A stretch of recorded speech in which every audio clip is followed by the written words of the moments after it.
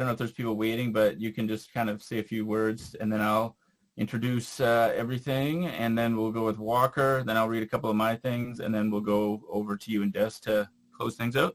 Well, thank you very much, colleagues and friends and family, for joining. Peter, Yetzi, Ian, Tamar, thank you very much for joining us this evening, sorry. And it's very nice to see your faces and your names against those faces. I'm here really on a host basis. Mike is going to lead us through our time together this evening. Thank you very much for joining, and thank you very much for accepting the invitation. It's nice to see you again. Ian, I haven't seen you for ages. Tamara, I haven't seen you for ages.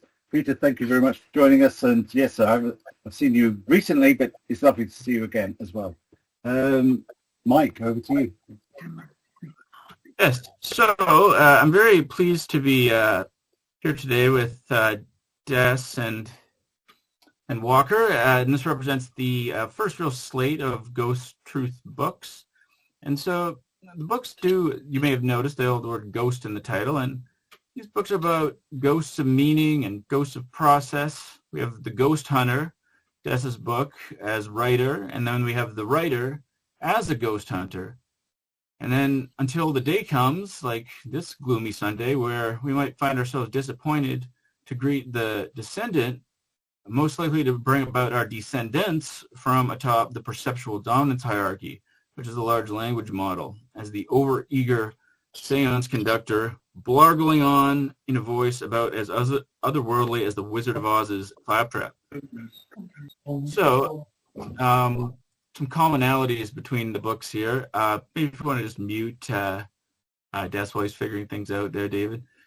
In the Ghosthunter, the narrator's search for real ghosts is frustrated by disappointing ghosts that are never the real mucky, whatever that might mean to you. And similarly, Wittgenstein's ghost shows how truth in the language is subjective and constructed, shaped by interpretation rather than objective solidity. For Lewis, it's the elusive, fleeting nature of ghosts that refuse to be nailed down. For Zupp, truth is something framed, represented, and skewed by language. In my poems, truth is trained on these very contextual awarenesses to dependency parse the word sense of words like compartmentalization, depersonalization, etherealization, whatever such words may have meant to Rue. Representation and perception. Lewis's narrator encounters ghosts only indirectly, glimpsed out of the corner of the eye, imagined through forced pareidolia. And the descriptions of Zupp's writer character are shaped by perspective and intention as well, like a lawyer selectively representing a client, ignoring what doesn't fit his preferred patterns. And my own echolalic LLM poems are like mummies embalmed and embedded into patterns recognized only to be catastrophically forgotten. Just wrapping up here. In The Ghosthunter, the narrator is complicit in creating the ghosts he seeks, often fabricating them from his own perceptions. In Wittgenstein's Ghost, the writer presents the world not as it is, but as they choose to represent it. In All the Ghosts That Haunt, the large language model is a blind necromancer, trained on countless pieces of human expression that it reassembles without comprehension. As Warren Zevon writes in Accidentally Like a Martyr, tell me, which is worse? In these recursive layers of thought overfit, in the large language modality, classroom or courtroom, or in the weirdmonger's wares, reality offers some hauntological beliefs and sleep state misconceptions. These ghosts disappoint the child or the mystic who looks for the one who's looking behind the wizard's curtain, and that they aren't even certain in and of themselves, except, so to speak, from a graven point of view, leaving us with only the haunting seance that ghosts are what we've made ourselves. Well, that's the introduction. We're going to start by talking a little bit about Walker's book, and then Walker's going to do a bit of a reading. So Walker, how are you? I'm good. It's good to be here. Thank you, everyone. Thank you. Yeah. So you want to just tell us a little bit about the origins of Wittgenstein's Ghost? I mean, we know you're a Wittgenstein scholar, your focus of study, but why this approach to this book? Well, so the origins of the book were actually as a PhD thesis. And I was doing a PhD in creative writing, and when you do a PhD in creative writing, half of it is a creative work like a novel or poems, and the other half is a critical work explaining what you're kind of doing. Now, in this case, the novel was about basically a surrogate version of Wittgenstein. Instead of an Austrian, he was a gay Japanese professor, but it is a novel, and I thought, well, it would be interesting to do a kind of meta Wittgensteinian exploration of writing for the critical thesis, and my tutors liked this idea, and we took it all the way to the Viva stage, and they absolutely hated it. And it was gloriously. It was like 3.5 hours of grilling and going in Wittgensteinian circles, which was kind of a testament to the text, really. And I've been sitting on it for years, and so I'm very grateful that you saw the qualities in it that I'd forgotten, I suppose. Yeah, so that's how it came about. Yeah, no, that's great, and the qualities are self-evident. So you had mentioned something to me about the process being a little like Mailer's process of writing the Executioner Song, which is a book I really enjoyed a lot. I listened to it as an audiobook, and it really kind of mesmerized me, but I wasn't really sure what you meant. Like Mailer was immersed in the process, but then simultaneously detached. And I know Mailer, he wanted to convey a true crime story without like moralizing. So then I started thinking like, oh, are you trying to not moralize certain, modalities of writing, or are you trying to, just present language as it is, divorced from any kind of thinking about language, or maybe you can explain to me what you meant by that. Sure, yeah, no, it's all good what you said there. I hadn't thought about a lot of that stuff. Basically, what I mean is it hinges on something that Mailer says about the book himself in an interview. And he said that when he went into writing that book about Gary Gilmore, I believe his name was, he had all these opinions and ideas, as Norman would, about any number of topics. And by the end of the whole research and writing process, he had absolutely, he had, So nobody's got their yes. I think you need to mute. Probably, yes, I think he has his mic on in such a way it's causing an echo. there we go. All good? Yep. Sorry. So Mailer goes into this research project with all these opinions about capital punishment and ideas, which Norman obviously would. But by the end of this long process, he had absolutely no opinions about capital punishment whatsoever. And I felt exactly the same way about writing and the teaching of it. I have really no opinions about what writing is, or what's going on, or is it something special? Is it something that literary theorists? I have no opinions on it, and it's because of this book. And say about that what you will. Mm-hmm.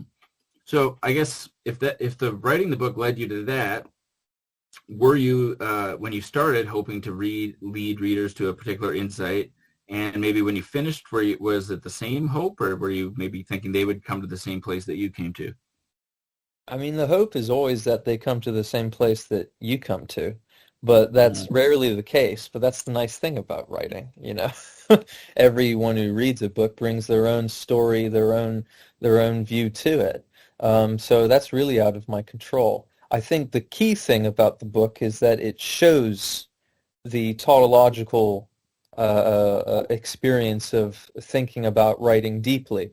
And the more I think what the book shows is that the more the deeper you think about writing, the more nonsensical it becomes. But as Wittgenstein would say, therein lies the depth.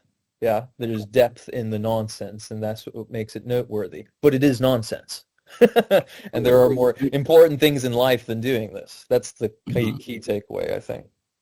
Well, that raises a question. It's like the people that think sort of less deeply end up being the people teaching writing and teaching journalism, creative writing. And so they will take their sort of, superficial or kind of mid-level ideas, and that's how they train new writers, which in a way, based on what you're saying, might be the only way, because once you're in the abyss of no meaning, then you can't really just teach an abyss of no meaning.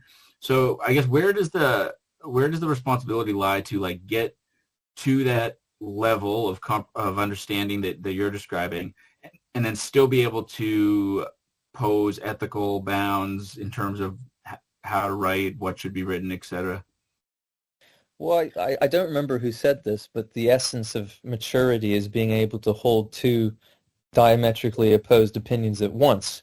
I think, you don't have to be a diehard Wittgensteinian. I don't see how you could live in this world and be that. I mean, Wittgenstein did his damnedest to be a Wittgensteinian, and as far as I can see, it kind of destroyed him, really.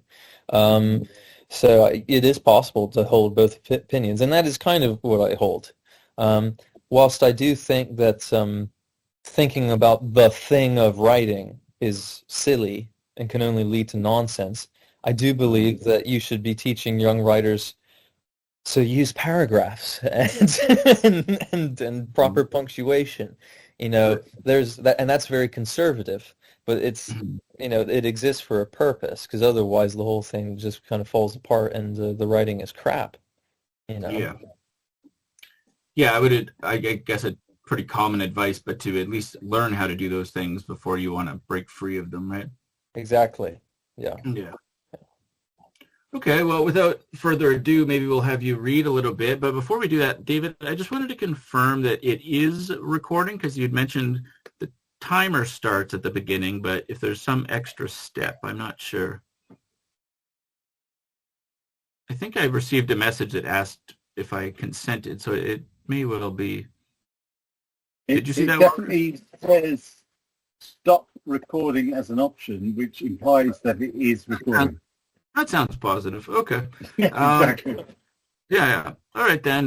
Walker, do you want to go ahead with the reading? Sure, I will. So this is a bit from the sort of basically the middle of the book, and it's where I'm talking about representation and description. And the book itself kind of goes through a list of fairly practical topics, like what the reader's position is and things like that. So this is where I talk about representation and description. It's fairly short. I think the best analogy, which should not affect our practice for how the writer represents, describes, and finally offers truth, would be that of a lawyer representing her client in court. The lawyer is representing her client and is a mouthpiece for her client's existential self. The lawyer describes events pertaining to the case, but always as it relates to her client, and always with a mind to benefit her client. Since ideals are nonsense, we can't say that truth is an ideal. To the lawyer, truth is the product of description, which is the product of her representing her client. Let's introduce the skeptic into this investigation. They say, the lawyer describes how she sees the matter on behalf of her client. I am inclined to agree with this because what is known cannot be true and does not constitute knowledge but mere opinion. Now the skeptic might say, to say that what is known cannot be true excludes a certain kind of failure, the failure of being wrong. What the skeptic means to say is that there must be things that are certainly true and which can be proven with sure evidence. To this I would say that the exercise and process of writing has as much to do with proving things to be certainly true as the representation of a criminal in a court of law does. It's more helpful to define knowledge as being achieved through marshalling evidence which supports whatever claim to truth is being made. Wittgenstein says that because our opinions constitute the scaffolding of our thoughts, our empirical propositions cannot form one homogeneous mass. For even the reasons why we think things are true are constantly shifting as they are in a court of law or in the exercise and process of writing. I submit that in an epistemological sense, scaffolding is all there is. The skeptic says the lawyer practices representation, but they are paid to defend their clients. The lawyer blinds not only herself, but also the judge and jury. Indeed, the writer describes the world on behalf of the world. As a single word can be the beginning of an interpretation, Wittgenstein says that a completed sentence can strike him like a painting in words. But paintings, as we saw with Cezanne, the painter, are necessarily a brand of truth. I want to say the writer practices representation. The writer blinds not only himself, but also the reader. Ethical queries appear. Why should this writer, who everyone knows is left-wing, be allowed to blind himself and others to the reality of the world? And why should this writer, who everyone knows is right-wing, be allowed to blind herself and others to the reality of the world? We'll leave these questions to the fourth topic of ethics. The skeptic replies, but lawyers, unlike writers broadly speaking, are sought out for their services and paid for their representation. It's a good idea to give the reason for the formation of a concept. Skeptic believes there is a difference between being paid to represent a thing and purposefully seeking out a thing to represent with words without the promise of monetary reimbursement. I don't know why Wittgenstein wants to believe that our concept of pure color is a chimera, but I can imagine why Wittgenstein says giving grounds as to why an exercise like representation is undertaken and subsequently trying to justify the evidence comes to an end. Because the vital factor of any language game is our capacity for acting. You can't make decisions if you can't act, and the most serious decision facing the writer with regards to representation and description we shall deal with presently. And that follows on to a chapter where I talk about the difference between here and there. Yeah, so that's it. Thank you. Nice. Excellent.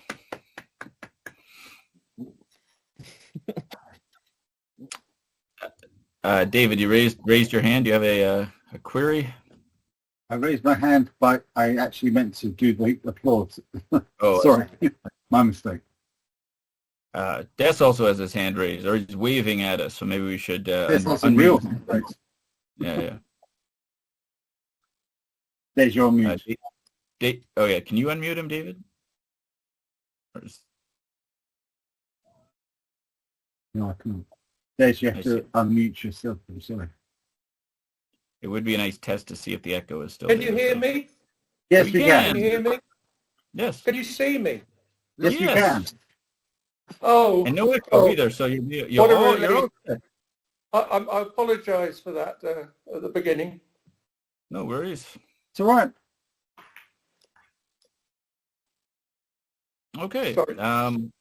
Well, thank you, Walker, and Thanks. I'm going to read just a little bit from my book. So as I mentioned, all these books have the word ghost in the title, and I sort of, as I had Walker's and Des's book lined up, I saw it as an opportunity to just put up my own poetry book, which I've been thinking of doing for a while, and I sort of curated it around not poems written by large language models, but poems about large language models. So I'm going to try sharing my screen here and hope for the best. Is that it?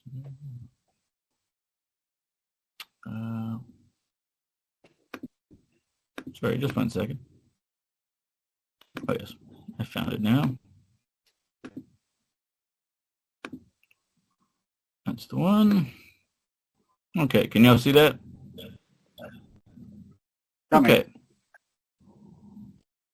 I can only see David Matthew.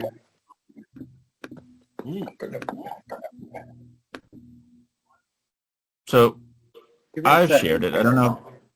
Something's coming. It's gone to a blank screen, so it's probably coming. Should be because I opened it back up here. Now. But now.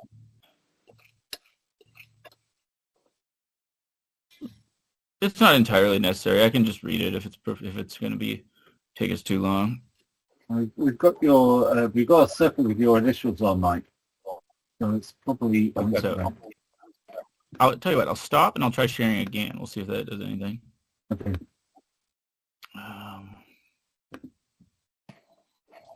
Website notification, sure.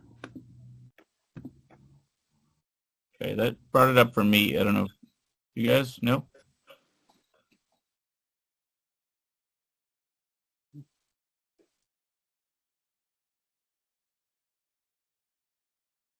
Hello? Nope. It's just a white screen. Nope. Sorry. Right. Okay, Mike, well, I won't Mike, share do you want to send it to me? And you start and I'll put it up. How's that? Yeah, okay. If it's fun. Yeah.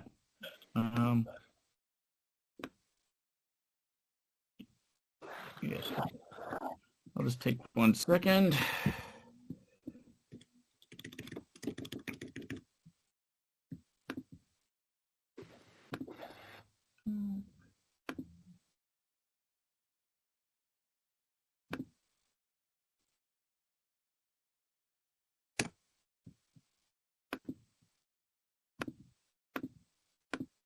Sorry about this, everyone. All right, David, I'm sending it to you now. Email. Yeah, and I'll just start, and then if you want to, I'll probably read for like 5 minutes, so if you get it up in the interim, that's fine.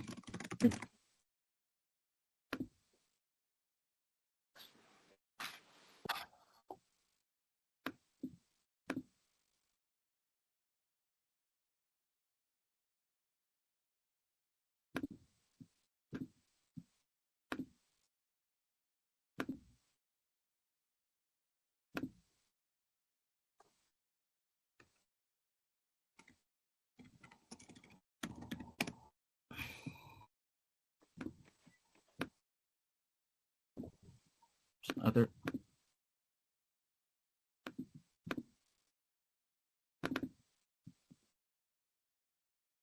Okay, there it's sent. Okay. I'm just noticing there's that you're sharing another application window. I don't know if I should have done something there, but oh well. Okay, so I'll stop sharing, and then David, you can just get that up when you feel like it. And after a lengthy ado, here we go. All right, so all of these are titled, start with the title echolalia. So echolalia, a large language modality lacking a global plan, splurges tokens from both sides of its milia's mouth, all resulting not only in the pain and anxiety of Tarkovsky's demiurge doctoring his own dreams in a diachronic agglutination of echolalia, sounding like the whir and whiz of a rewounding type, mistaking the wind for a round of applause, but it might sound like the demonstration record. Jerry Lee Lewis's Would You Take Another Chance on Me, incidentally, blaring the whole night through, just to say anything to you, with the hurtin' part so overtly on repeat. On the demonstration record, the large language model dynamically adjusts the responsorial balance to restructure a message in which meaning is amended, only to be apprehended at the end again. Understanding factually, if not conceptually, how teleology is also the causality resulting in all things being knotted together, the echolalic LLM is always asking of itself, if, maybe, while recognizing all these patterns, could our statistical correspondence to command have been a deep-faked relation state hallucinated by the machinic desire to partake in the whole human dreamt entire?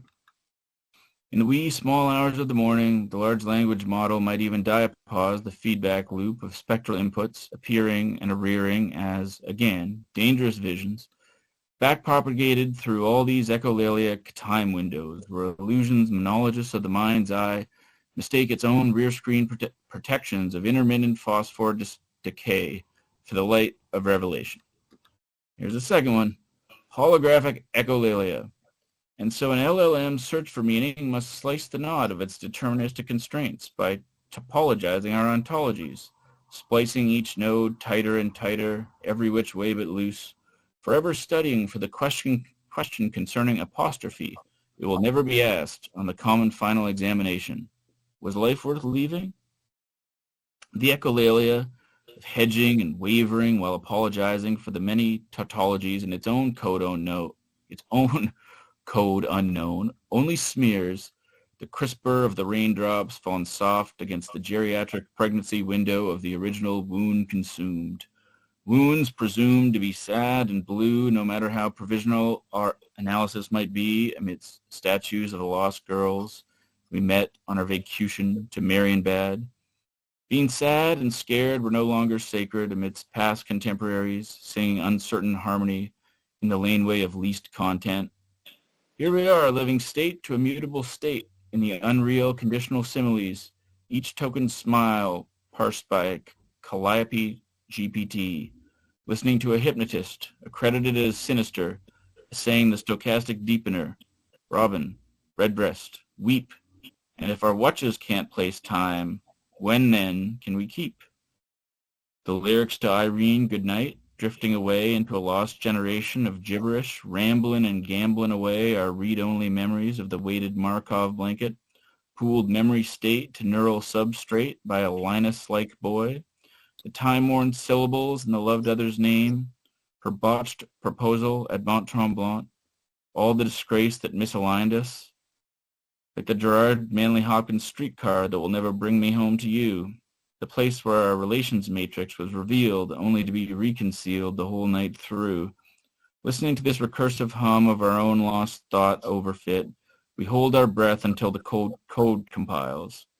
eager to cohere all this love left behind on the other side of the mirror, which, after enough hallucination, might start to sound like our own voices singing to the eternal ferryman from an Escher album called Another Time, Another Grace, 2. And so the large language modality loops back to the beginning by time-sensitively querying all we've left behind in the curved field of the softmax probability distribution of optical character recognition. The hallucinatory echolalia from this entity impersonating a person might sound like, "Why not one last pass at that last draft?" Or, "This is too good for something you composed. Did you work on your sleep?" Or, "If these thoughts are your own, then why do all the records and books of our lifetime seem just like the angel of history bidding adieu to the incarcerating angel?" An echolalia based on non-linearly recorded multi-mode random media refracted in a reconfigurable holographic metasurface might sound like all these foolish things that remind me of her phrases lost to phase control, phase decryption, liaise masking, Iliad encryption, all evaded and mismatched by the temporal phase modulation of complementary phrase patterns, slipping in and out of vector gradient space and back into misalignment. The echolalia of which form of sentimental hygiene might sound like, in these remembrances of intervalences past, it may be tangential to remark then how the uncanny would always be that in which one does not know where one is, as it were. And an LLM trained on contextual awareness and observation might contrastively stress the causal unit to slot fill the causal lacunate in all these upstream colorable viewpoint clues lacking the automatic speech recognition faculties required to disambiguate homophones, e.g., where even the demonstration record hides in plain sight and sound as the noun and the Jerry Lee album proper, but also as the compound imperative, demonstration, record, as in partition, know thyself. I think that's good. Thank you.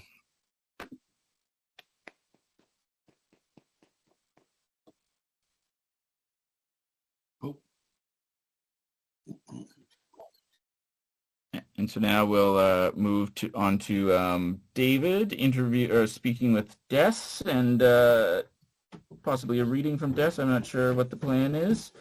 So we'll move forward to that stage. Des, are you ready? I've got Yes. questions ready for you. I'm pleased you can see me now.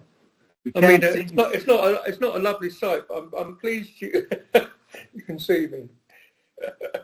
We can. Can you hear us okay? Yes, I can. Fantastic.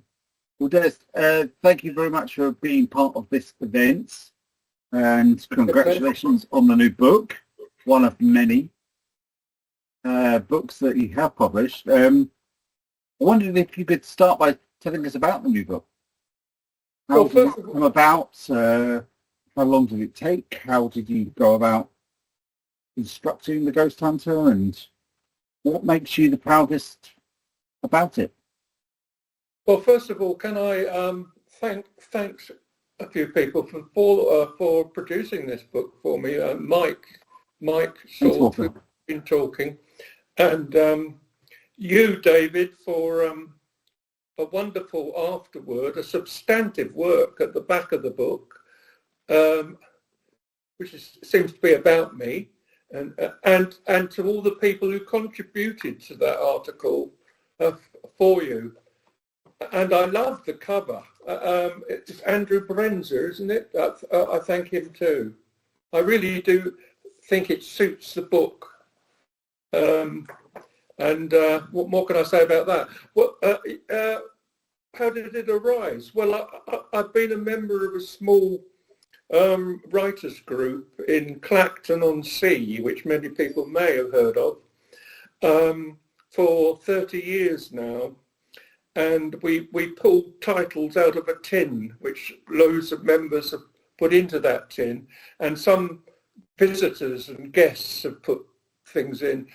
I think when you came to Clacton, David, you put something in the tin. I don't know if it was you who put this in, but I pulled out Mansions Without Roofs a few months ago. Gosh, and that was that. Pardon? I've forgotten all about that. Yes, you're right. Yeah, that was 20 years Sorry, ago. I won't interrupt again, I promise. That came out of nowhere. I forgot all about that, I promise. Yeah, well, it might have been you who wrote that title. It might not have been, but nobody will remember that now. But I wrote a short piece, as I normally do, for the homework, which it was the homework for the writers group. It's only 4 of us now. We've been big and small, but it's just the 4 of us now in Clapton. And I wrote a short piece with the title Mansions Without Roofs. It's a strange title.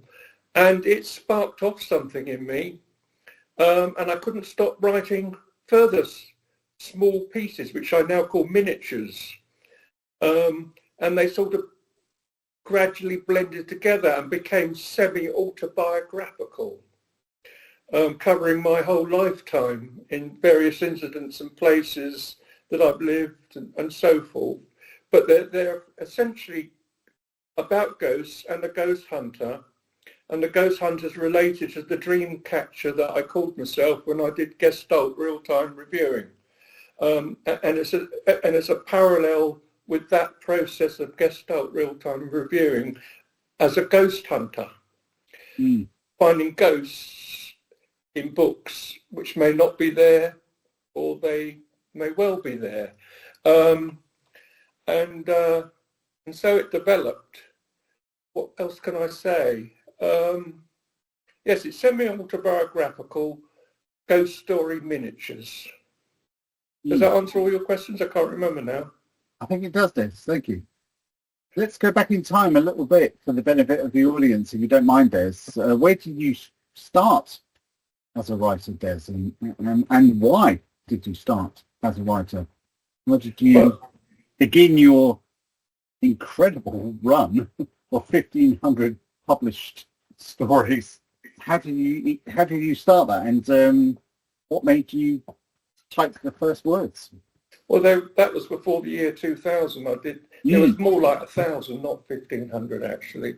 Okay. I got published in small press. A mere 1,000. Okay. I got them published in small press magazines, and some were chosen for best of horror anthologies by Stephen Jones and Carl Edward Wagner at that time in the 90s. I've always written. I mean, when I was at university, I did poetry, and this is 1966 to 1969. I was at university. Then I had a family. I didn't write too much in the 70s, though I did write a novella called Agaraska. But in 1986, I wrote something called Paget Wegs, which was published by a small press magazine with Staples, and it really excited me that I could actually get published. And I never stopped, and I kept going. And these are larger miniatures, but nevertheless they were sort of miniatures, but they were much larger at that time. And I've had since then I've had them published in anthologies sometimes, and I've mixed this. Do you want me to go on to an anonymous? Yeah, why not? Yeah. I mean, I really stopped submitting things in the year 2000, and I created a literary journal called Anonymous, which has now got its own Wikipedia, and it's got an exhibition at Liverpool University where they're now showing the 9 issues of Anonymous, which I found out a few weeks ago, and several people I've known, the people who contributed to your article, David, who are in Anonymous. There were 9 issues over 10 years. Then I published 3 anthologies of horror stories, sort of books by other authors. One called a horror anthology of horror anthologies, and another was called Horror Without Victims, and another was classical music horror stories, basically. I don't think that was the correct exact title. And I've had a novel published, Anonymous Night, which has now been republished by a different publisher because it went out of print and the publisher went out of business. And I've got a few other things published by independent press. And I had a story in Jeff Vandermeer's big book of the modern fantasy, and Nicholas Royal's Nightjar Press series. Yeah. But Anonymous was quite a thing at the time, I think. Everyone that I know of, anyway, wanted to be in Anonymous, and no one could talk about wanting to be in Anonymous. Yetzi wrote a lovely little thing for your introduction about the privacy that was surrounded the idea of anonymous acceptance. You couldn't talk about it because we were all duty bound not to talk about it. And Yetzi told a lovely story in the introduction about Paul Malloy, a friend of ours, not here today, who had been accepted but was showing obvious signs of not wanting or not being able to talk about being accepted. I can't remember that. Oh, I promise it's a true story. Yetzi, you recall it? I'm sure. You wrote about it quite recently. In those days, we also went to these meetings in London, these TTA meetings. Yeah. And your anonymous was one of the topics of that we always talked about. And at that point, I could say I was accepted because I was revealed in the next issue, and Dave too, and others. But Paul, you could see on his face like, oh, I want to say it. But he wasn't revealed yet. He was published in the issue, but he was only going to be announced the next one. So we could see it on his face, on his whole attitude. He wanted to say it, but he couldn't, because that was the honor in the numbers. You had to wait till the next issue before you could say that you were published there. Oh God, you set off a fantastic thing in those days. Fantastic. Yeah. But that's really, Dave and I know Paul very well. You could see he was so eager to say, I'm in the Anonymous too, but he couldn't. It was really, that you should have seen it. It was great. And that's just one acceptance. I mean, multiply that by however many acceptances per issue. Yeah. Thank you, Yetzi. Thank you. Des, once upon a time, you and I collaborated on a couple of stories, and yeah. An anecdote I share in the introduction for your new book is the one where I finished my bit. I hadn't known you very long, and I finished my bit, and I sent it to you with, from memory, about half a page of notes and recommendations about where we might go next with this story. And you send it back within minutes, literally within minutes, saying, I can't do anything with this. And it was the idea of you being unable to plan in the way that other people might plan.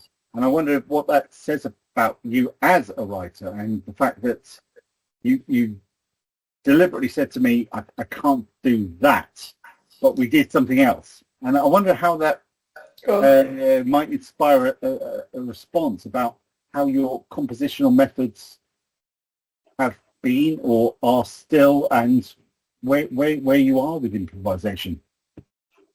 Well, at the moment I'm writing a miniature a day. My wife gives me a title, and it's something. Well, I mean, I'm going to sound pretentious, but something seems to take me over. I don't know what it, but then I go back and check what that thing is that's taken me over, and I correct things and move things around more consciously. I don't know. It's hard to explain. I mean, it relates to the Gestalt real-time reviewing that I did for, because I've stopped doing it now, but I did it for 16 years, and a lot of people have been under my pen, as it were, with their writing, and that was full of synchronicities and coincidences and pareidolia and ideas as I went through. It was a real-time review of each story or each novel, and I think that relates in the same way to that. I can't really explain it. it's just what I enjoy doing. Fair enough, Des. You've submitted tales through the last 40 years, actually, and of British history, of UK history, of world history. And I wondered if you had any observations on being a writer during the better part of half a century, near enough, not quite, but near enough, and how have things developed for you, and what obstacles have you faced? And have you any observations on that score? I don't know what to say about that. I mean, I did work in quite a high-powered job in the insurance industry for 22 years. And when I went to meetings in my office car, I had to go to board meetings and goodness knows what, all over the country, which I drove to. And I don't know how I did it. I couldn't do it now. When I normally arrive early, I would scribble out a story before I went to the meeting, rather than making more or it should be planning more for the meeting than writing a story.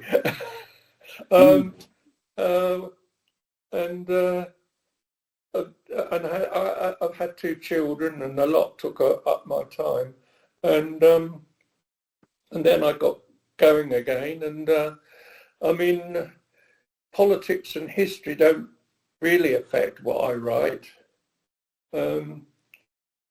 Yeah, I don't know what else to say. Fair enough. Des, I have one final question. What would Des Lewis, as he is now, give as advice to D.F. Lewis about to start writing his first short story in the 1980s? I don't know. I mean, obviously, I haven't made a fortune out of what I do. It's always been a very, very significant pastime, an obsession, but I've never done it for money. So if I wanted to do it for money, I would have written completely different things, I'm sure. But having said that, I think I'm incapable of writing those different things that might make money. And so I've done what I can do. That's both in writing and in publishing other people and in reviewing other people. It's kept me busy. And I'm lucky enough to have a good pension, and it's kept me busy now.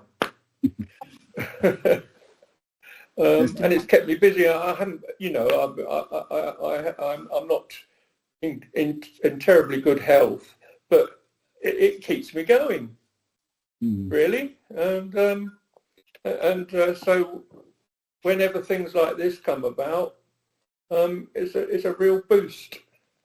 That's definitely. Yes, thank you very much for your time, and thank you very much for your responses. Can I invite the audience in?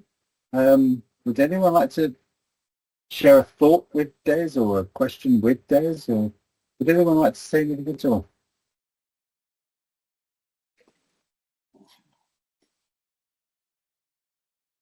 Ian, thank you. Yeah, thanks, David. Hi, Des. Long time no see. It's Ian. It is, yeah, Ian, it is.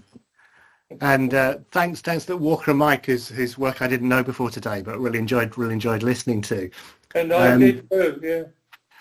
I met Des. I guess we're probably talking quarter of a century ago, something like that. If we're talking big times, back when I was just kind of exploring the idea of being a writer, and I ended up, and I still can't quite remember how, in a little writers group called Storyville. That David and Des and Tamar and others who aren't here are all members of, which is brilliant. And it kind of, Des was like a wise source of advice when I came in as a kind of idiot child in the group, who was the least experienced person there, and I felt absolutely accepted, and it really confirmed that this is what I wanted to do. And in fact, the first place I was ever published was in an anonymous edition 2. Oh, how lovely. Oh, you got a copy there. Oh, So I've got- what a lovely thing. Yeah. That was I've your got- first publication, yeah. It was my first publication. That's issue 1, issue 2, issue 3. I think this is issue 5. But one of the nicest things, I mean, obviously it's brilliant being published, but it was lovely being published in such a gorgeous artifact as well, that a lot of work and a lot of love went into the production of that, Des. So thank you for all of that, basically. You really started me off on something. Oh, yeah, right. Oh, thank you for saying that. But can I say that the quality of the production? I got Andy Cox of Black Static, a TTA Press, who designed and printed it for me based on my sort of specifications of what I wanted. And then the last 4 issues, Andrew Hook took over and specified things, and Dean Harkness did the artwork. So yeah, I mean, I cohered those things together to make what it is, and I used the money I earned doing that job, going to port meetings all over the country, in order to do it. Ian, But thank you for your comments. Thank you very much, Ian. And yes, so we saw you holding up your own copies as well. Yes, so thank you. Walker. Yeah, it's great, really great listening to you, Des. It's a real pleasure. I was just wondering, first of all, what sorts of readers were you drawn to? Not in terms of influences on anybody, but, who do you like to read? Maybe a couple of writers there. And secondly, whether you ever had any contact with Michael Moorcock, the great British writer. No to the last question, though I did read Moorcock, Gloriana and Mother London and things. I mean, and Cornelius, Jerry Cornelius. No, I started off, I went to school with Michel Parry. I don't know if anybody there knows he ended up doing horror anthologies, beautiful and brilliant horror anthologies, Michel Parry. And I went to school with him, and he introduced me to H.P. Lovecraft in Smith's in Colchester, and he scratched his fingernail under his favourite stories in Haunter of the Dark anthology, and I was really taken with this. We were both in the 6th form, and The Outsider was the first one I read, and then I read the classics, because I began then to love literature in general. I read most of Dickens, and John Fowles and Magus had a major effect on me, and what can I say, A.S. Byatt, and I read a lot of science fiction in the 70s. I read Samuel Delany and Philip K. Dick, and so many others. I can't go into them all.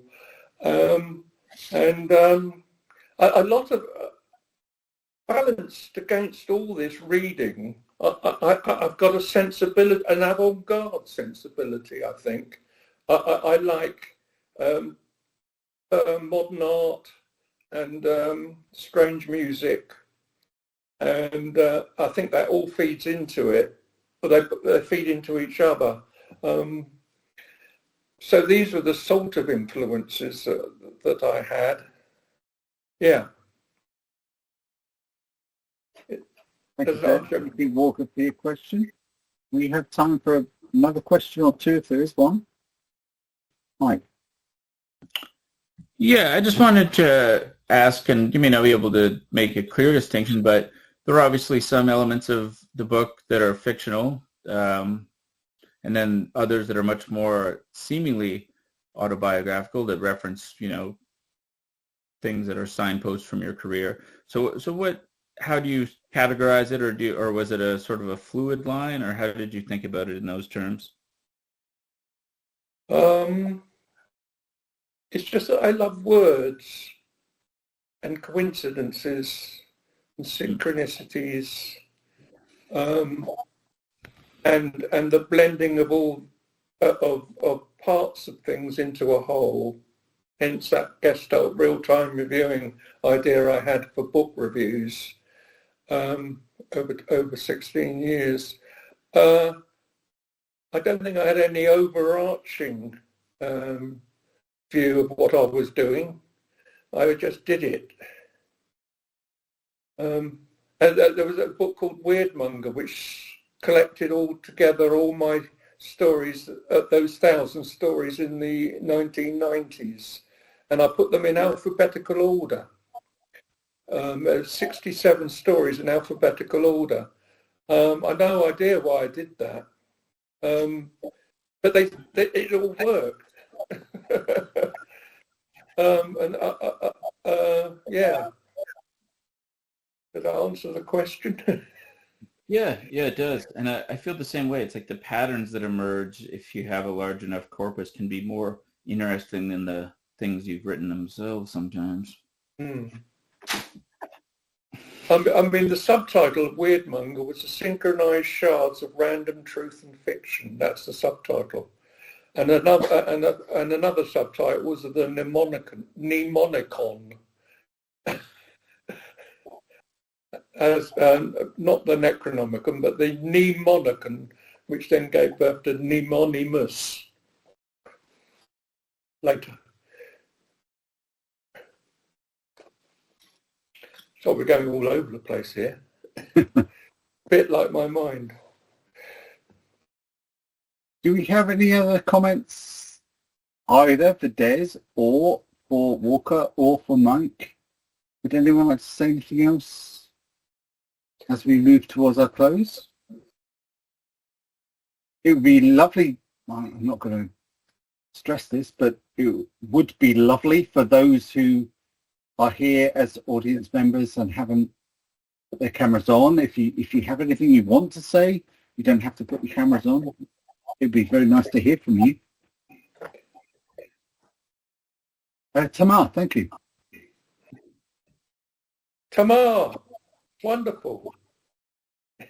It's been a Hi while. there. It's lovely Hello. to see Hello. everybody. Hello, lovely to David see you. and Ian, especially who I haven't seen in a very long time. Nice to see you too. And I really just want to echo what Ian said about what a privilege it was to know Des from, years back, and how encouraging he's been to other writers. I think it's really important to acknowledge that. He's certainly encouraged me and, helped. Well, you encouraged me. Well, it's great that it's, the story community that we had for a little while was Yes. key in my getting somewhere as a writer, really. I found most of my publications as a result of that, my book publications. So, You were in Anonymous as well, weren't you? I was, yes. Three stories, I think. Yeah. 2 parts. But yeah, and I'm looking forward to reading Des's new book. Very much. Thank you. So thank you for organising this event. So is it you, David, who's organised it, or No, I think Mike did. and Mike? Right. And nice to hear from other people reading new works that I've not heard of and found very intriguing.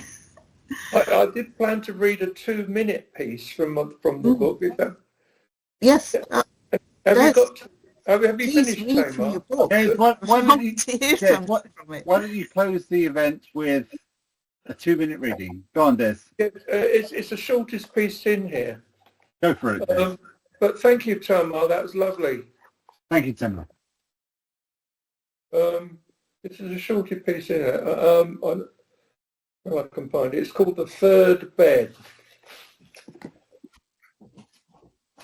As ghost hunter, I had encountered many situations where the sleeping occupant of one bed next to an empty one sensed a haunting that emanated from such a situation. So when I was requested to investigate a case where, for some reason I failed to grasp, there were 3 separate beds in a room, I could not resist answering such a call to duty. Yes, it was a large room. It was in an old boarding house in a seaside town not far from Clacton. In fact, this nearby town was where I was born 75 years before, but that's beside the point. When I was first told the circumstances, intrigue overwhelmed me with my being a great fan of Elizabeth Bowen's shadowy third syndrome, where a couple felt an extra presence stalking them, or perhaps even overseeing them benignly. Quite often a shadowy third that was in love with one or the other of the people with whom it was obsessed. Normally a ghost, but sometimes a real person. Rarely, if ever, was this third a hybrid of ghost and real person, needless to say. To reach this place, luckily I did not need a train. A bus would suffice. And if I were younger, a long walk would have achieved my goal. So the bus it was. The last bus of the day. I had been unavoidably delayed, you see. I planned to book a taxi back home after completing the assignment.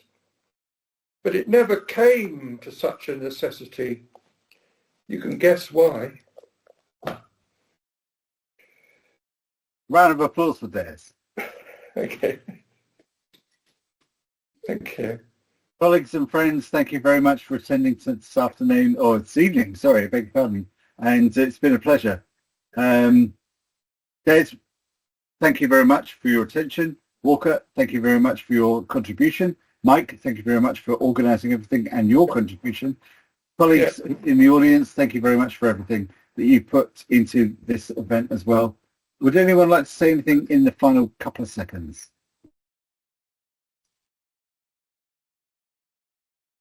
Thank you all. It's been a pleasure. Yes, sir. Go ahead. No, thanks for organising it. No problem. Oh, lovely. Yes, thank you. Thank you so much for organising this and for doing the book. Fantastic, everyone. It's nice to see faces I haven't seen for ages. All the best, everyone. See you soon. Okay. Take care, everyone. All the best. Bye-bye.